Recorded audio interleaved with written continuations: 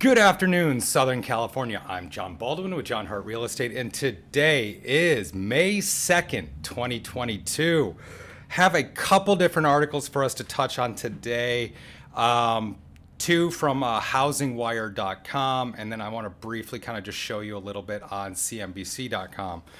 What we're talking about is we're in the phase of the market where a lot of the headlines are going to be what I call chicken little headlines, like, oh my God, the sky is falling. But what they're really doing is reflecting the normal reality of what happens when you have rising interest rates and high prices. It's, so I feel like they're trying to make people freak out to click on the article instead of like just giving good information. So let's jump into it a little bit. So the last time houses were this unaffordable was 2006. Okay. So interest rates are up and prices are up. Thanks. Pool of buyers is down. Okay, yeah, I understand. But this type of headline is trying to make you freak out. Like, we're still at almost historic lows for interest rates, hovering around 5%. Back in 2004, 2005, we were doing backflips for 6% because that was so low compared to what we'd been dealing with before that. So again, I look at a lot of these headlines as what I call chicken little headlines, like, oh my God, the sky is falling, because they want you to click on the article. They want you to panic. But this is a normal part of the market. This is what happens when interest rates rise. Buyers' purchasing power gets a little smaller because for every chunk of cash they're borrowing, every $100,000, instead of, like, say, costing you, let's just use a random number, $300 per 100,000, it's now costing you $500 per 100,000. So it just means that you can borrow less, or borrow the same amount at a more expensive rate. So, but again, they like to freak you out. They want you to panic. So you click on the article and it generates buzz for them. It generates revenue for them. It generates clicks. That's why it's called clickbait. So let me get a little deeper into this because there is some good data in this. So home prices are up about 6% nationwide year to date.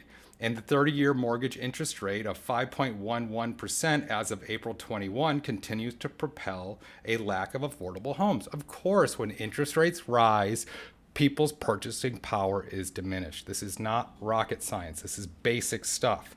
But they want you panicking. They want you freaking out.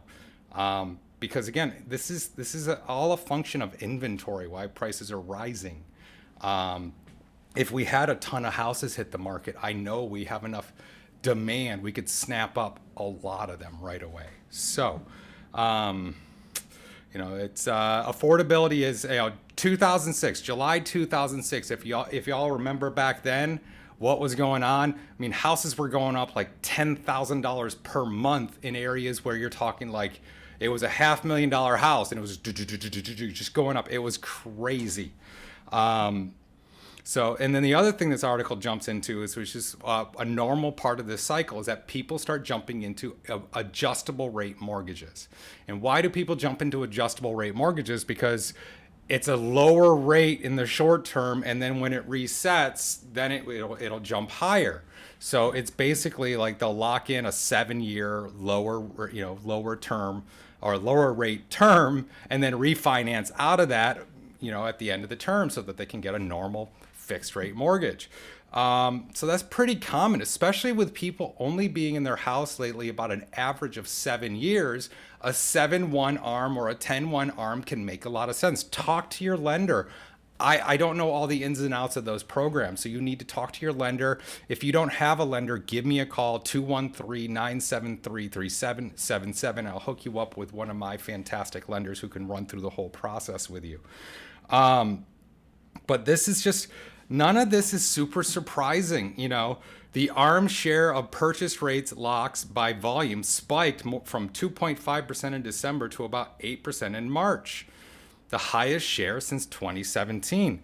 This is normal. When the fixed rate mortgage becomes more expensive and people know that they're only going to be in a property, most likely only 7 years, then it makes a lot of sense for people to go, hey, I can go with this cheaper option that has a fixed rate for about a 7-year term before it resets.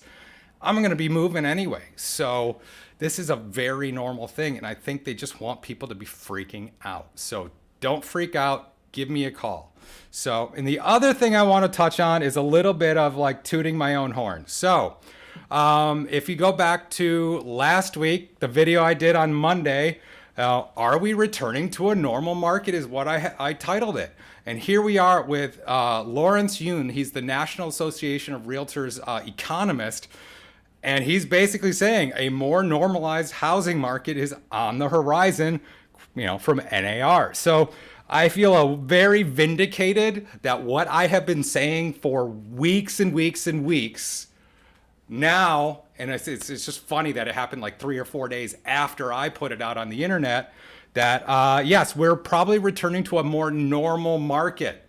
Normal is not a bad thing. It just means this era of super low interest rates is coming to an end. It means this era of refinancing at a 2.5% to 3% on a 30-year fix, that's out the door.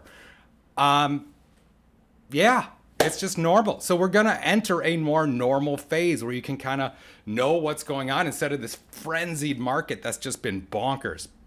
Give me a call, 213-973-3777, and let's talk about what's going on.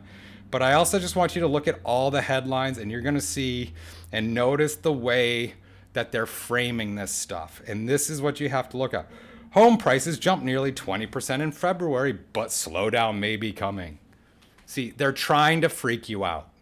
How to know if an adjustable rate mortgage is right for you. All right, yeah, it's a lower rate. It can be, especially if you know you're going to be in a place a limited amount of time. It may be a great option, but talk to your lender. I don't know your finances. So here's how to manage through rising rates, inflation, and market volatility. Again, they're just trying to freak you out. Our baseline assumption is home builder stocks will drop further.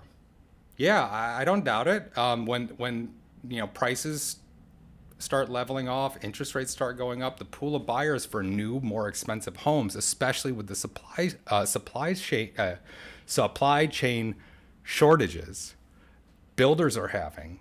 Of course, homes are becoming more expensive to build, and so their pool of potential buyers for them is probably shrinking as well. So this is all normal stuff. I just feel like the way that the media is framing everything is they are trying to freak you out.